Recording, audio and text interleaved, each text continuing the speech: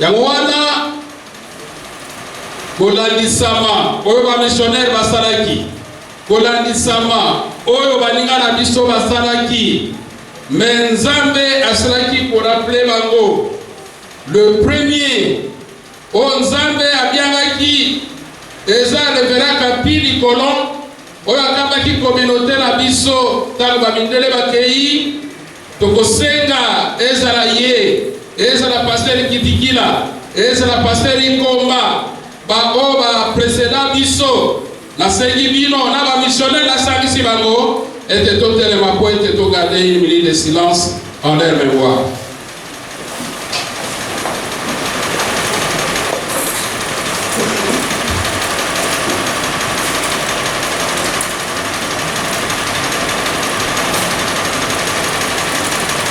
Merci. Bamususu baza na bomo. Parmi bamindele batikala eza monsieur Mou des États-Unis d'Amérique aza na retraite akambaki communauté oyo aza na bomo. Na kati na ba Congolais toza na baninga o bakambaki communauté avant biso baza na bomo. Ezala révérend Muzao, ezala révérend Lando Mokoko, ezala révérend Kembo, ezala révérend Bavulinti, ezala révérend Mbutu, na osenga bino totele matobetra Yesu Kristo maboko makasi pour la présence na bago, bango mazo continuer kotalaka communauté oyo, Nzambe akumisama, Nzambe asanjolama, Nzambe aletolama. Amen. Tika tobanda. Touti na mopebo molai penza, c'était général adjoint, auti na kwango, esika monene penza kendeki na popo kabaka, akei na Kwilu, bientôt bazozo na lisusu na Kwilu pour deux raisons. Yani boso ezali kosa la visite administrative. Il y a eu parlé ezalaki pour la sensibilisation ya journée ou mois de la SEPCO. Touti na Congo central, biso pe touti na Congo central, tosalaki ba visite administrative, mais ça c'est comme ça que moi je suis caractérisé. Alléluia. Ça c'est comme ça que namoko na kata motema nanga nazalaka convaincu ete makambo na salaka na mona kateke na zalo kwa mobile yo moto sali ba analyse au moni ndenge wana siko décision ni kwa Congo central biso pe to on changer alors na changer te bala to sala nini to panza ibali kufanya. Est-ce que ça na mutazola daga? Est-ce que ça n'a mutazola daga? Est-ce que ça n'a mutazola daga bien? Voilà comment est-ce que Moutoumousous a jugé Moninga et Taza mature pendant que Yémoko n'a pas la conscience naïe, a yébiété Azalakadine mature, Azalaka mature. Parce que plus loin pour la globalité, tout ce qui ne peut pas être consommé. Parce que na produit, y a ma belle. Tout ce qui est issu de la terre, comme les arachides, comme les haricots. Nous sommes ce qui est mature, et qu'on pose la consommable. Alléluia. Nguba esengeliete et komela. Masangu et komela. Baringo et komela. Baki encore pour la koloba été sur le plan végétal. Bako yi koliate ba légumes koloni légumes lelo et bani ko bima ko germer bino ko ke ko buki encore pour être bolia. Non. Il faut que zela kinota légumes et ko koma minene et ko kona. Les fruits la même chose. Eza la manga, eza la safu, eza la malala, eza la fruits nyonso komona. Et c'est l'était comme un mi pour être battu consommer en gros. Eza na mavolaille, eza ndenge moko. Et c'est l'était eza la mi pour être eza la consommable. Battu balia. Pourquoi? Parce qu'il n'y a pas de valeur nutritive na oye comme les nanotés. Eza na mutazola daga. Est-ce que eza na mutazola daga bien? Opposons le côté sur le plan nutritif.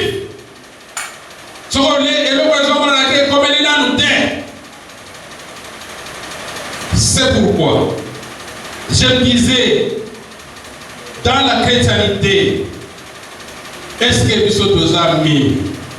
Est-ce que nous sommes amis? Est-ce que nous sommes amis? Est-ce que nous sommes amis?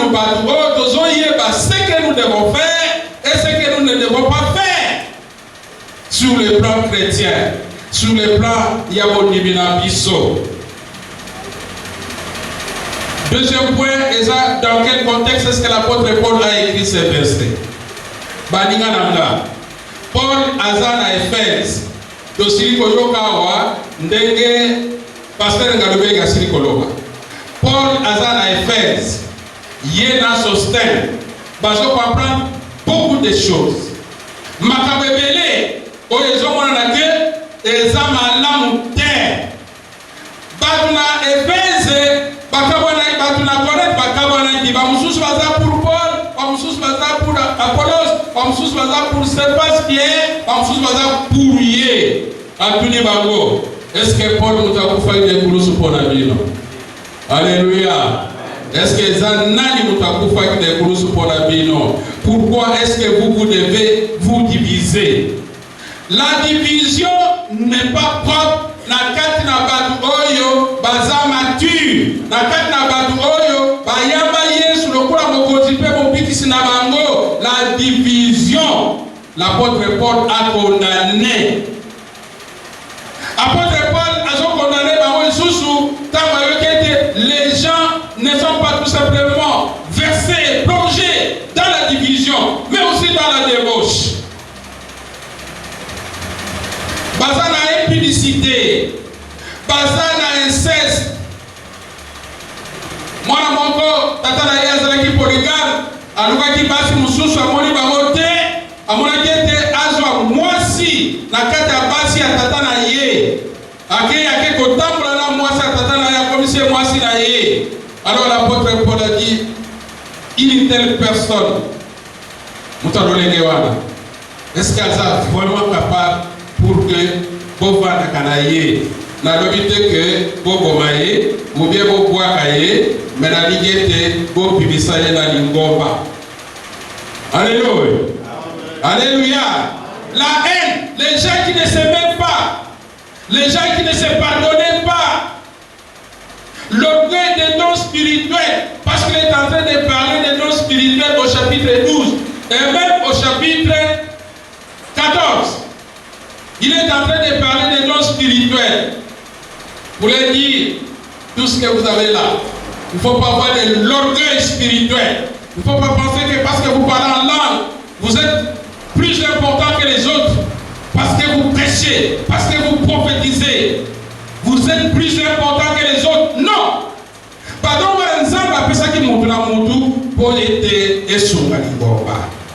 est-ce que ça n'a pas est-ce que ça n'a pas c'est pour que Esunga Lingomba.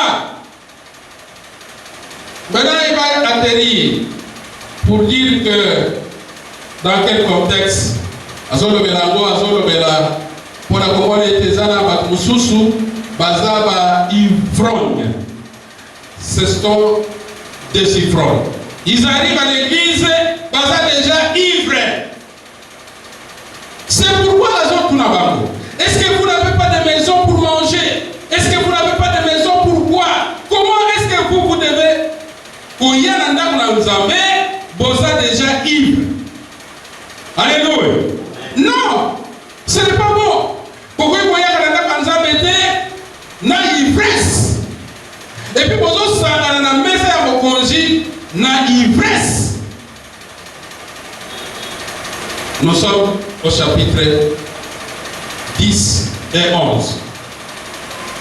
Il va dire encore aux gens que non, tout simplement, vous avez ivre, mais aussi vous avez après avoir offert la viande aux idoles, pour qu'ils vous fassent sacrifice. Viande, vous fassent la idole.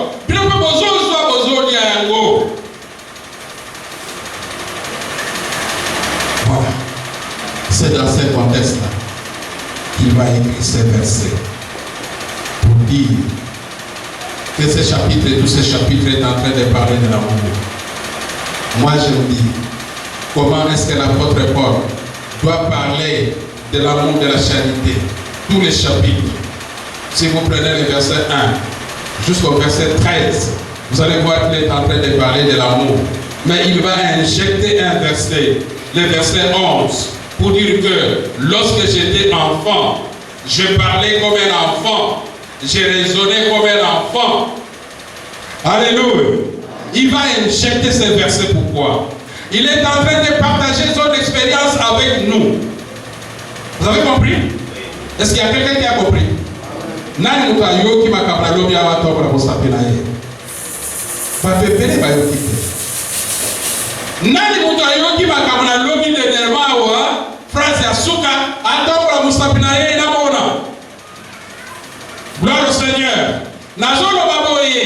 L'apôtre Paul est en train de partager son expérience avec nous. Avant sa conversion, qu'est-ce qu'il était? Après sa conversion, qu'est-ce qu'il est devenu? Bethel Yesu Kristo mama.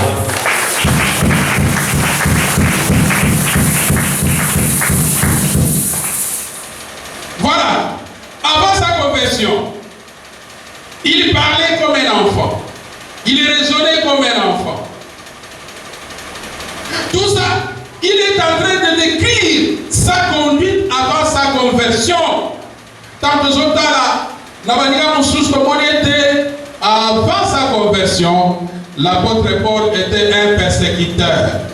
Avant sa conversion, l'apôtre Paul était un tueur, un maître. Avant sa conversion, l'apôtre Paul était un brigand. Avant sa conversion, l'apôtre Paul n'avait pas pitié des autres.